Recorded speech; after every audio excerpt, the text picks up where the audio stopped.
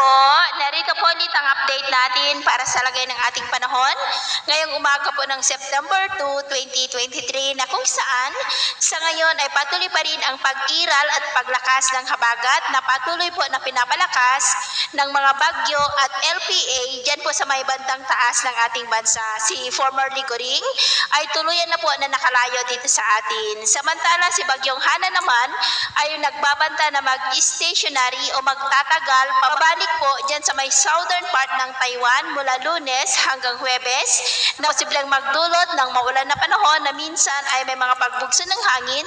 dyan po sa may extreme northern Luzon lalo na po sa may Batanes. At ang LPA naman at si Bagyong Kirogi sa labas ng ating PAR ay hindi naman po banta sa ating bansa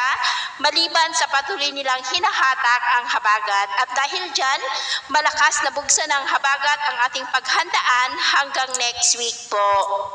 At sa ating naman pong long range forecast ay wala naman pong bagyo pa na nakikita na tatawid sa malaking bahagi ng ating bansa pero posible pa rin ang pamumuo ng mga sama ng panahon sa susunod na mga araw at ang development pa rin ng mga ito ang patuloy po natin nababantayan. At sa lagay ng ating panahon ngayong madaling araw ay generally fair weather po sa malaking bahagi ng ating bansa pero dahil sa habagat ay may mga pag-uulan sa ilang bahagi ng extreme northern Luzon, Ilocos Region, Central Luzon, Metro Manila, ilang bahagi ng Cordillera at Calabarzon, malaking bahagi ng Mindoro Provinces, at ilang bahagi po ng Western Visayas at Sulu Archipelago. At mamaya ay sisikat ang araw sa malaking bahagi ng ating bansa pero dahil sa habagat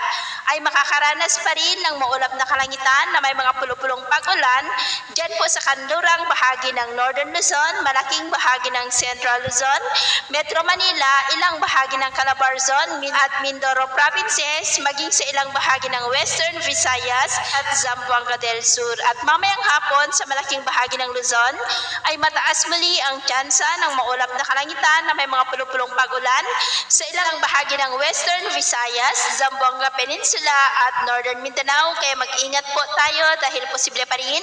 ang mga banta ng mga pagbaha at pagguho ng lupa. At sa atin namang mga baybayin, dahil po sa habagat at trough ng bagyong si Hana ay maalon po dyan sa may extreme northern Luzon